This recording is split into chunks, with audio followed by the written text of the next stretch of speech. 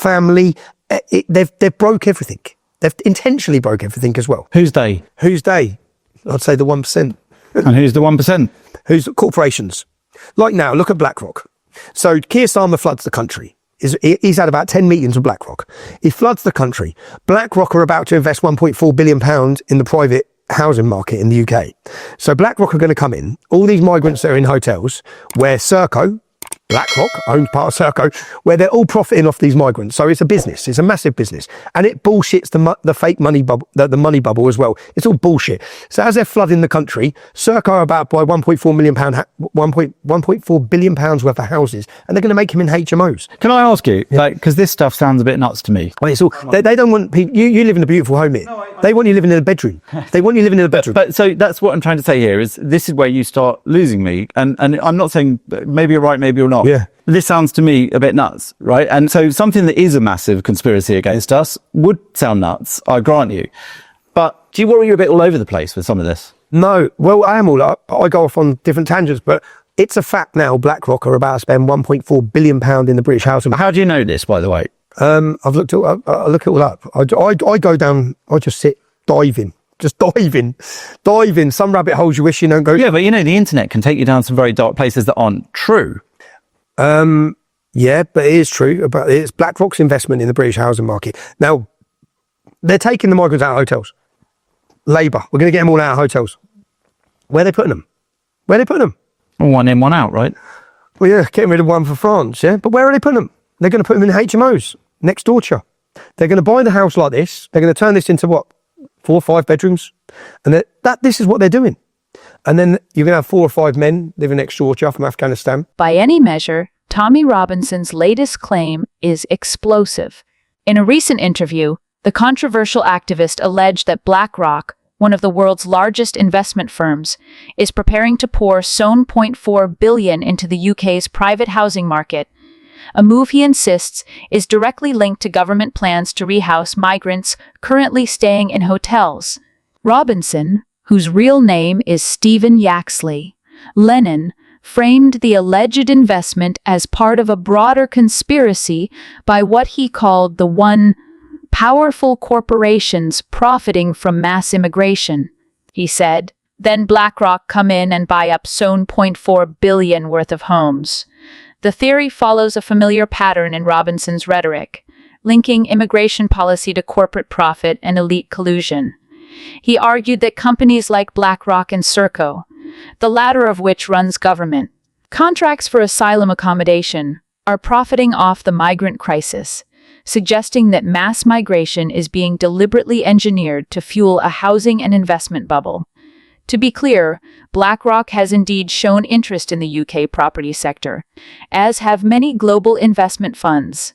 Institutional investors have poured billions into build-to-rent housing projects in Britain over the past decade, capitalizing on a shortage of affordable homes and high demand for rentals. However, there is no verified evidence of a £7.4 billion deal explicitly tied to migrant housing, nor is there proof that BlackRock or any private firm is directly coordinating with the UK government to profit from asylum accommodation contracts. The connection between private equity in housing and government migration policy remains speculative at best. The controversy comes as the UK faces mounting tension over asylum policy and the government's promise to move thousands of migrants out of hotels. With local councils under strain and social housing stock depleted, any mention of corporate involvement in housing sparks fierce public reaction, particularly when tied to immigration.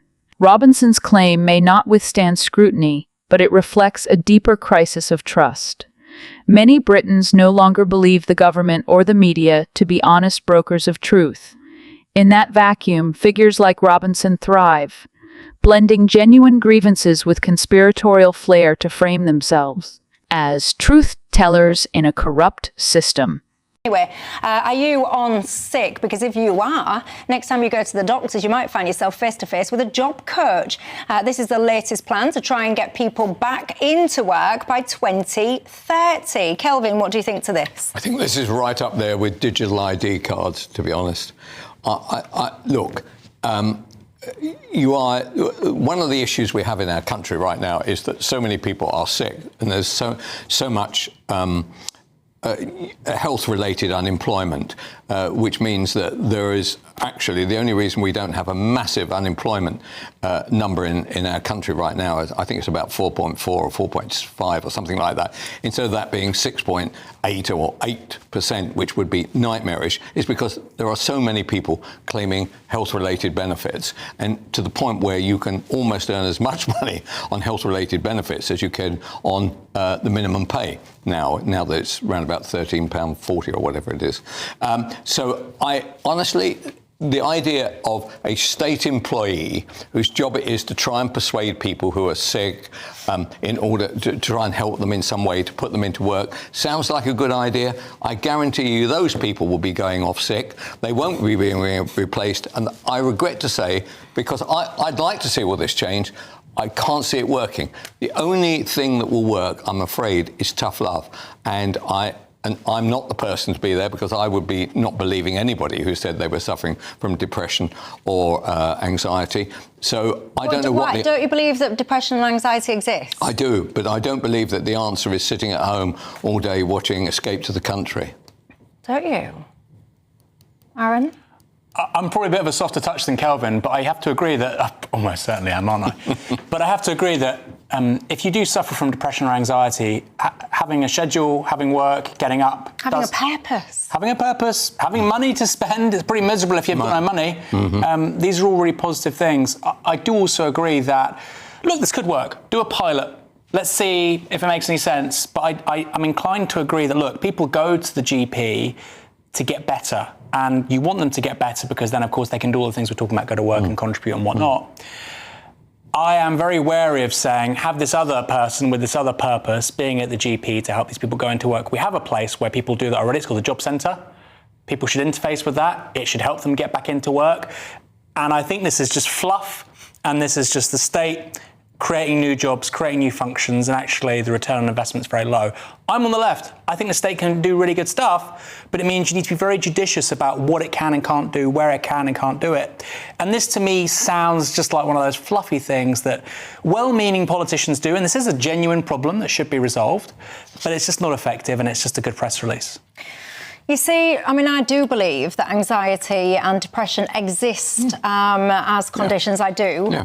But I also do believe... I think we've all got them. We all have them. I don't care who you are, whether you're the Prime Minister or you're running Manchester United or you're doing something like that. There are moments when you're feeling really down and you're feeling really anxious about it. But the idea is not to go and get yourself signed off for 18 months or something. That will only get worse, I'm afraid. We've medicalised emotions, haven't we? Because to be human is to not be okay all of the time. It is, you're not all, if you think you're going to skip through life thinking that you're in, I don't know, the Sound of Music or whatever, and that everything you're going to listen to birds whistling, and that is not life. And if that's what you're expecting, you're in for a short, sharp shock. So I do think that actually... But we have millions now. We have millions who are either, look, PIP is a serious issue, right? But we have a health-related benefit system is so bad that even the Labour Party tried to do something about it, and they were told we're not going to do anything about it by the Parliamentary Labour Party. They were basically voted down. So I want to know how this is ever going to change. What is going to happen to our nation? Does everybody start working out, actually, do you know what? I can have a very poor standard of life, but a standard of life by being on health-related benefits. And that is what worries me, especially among young people.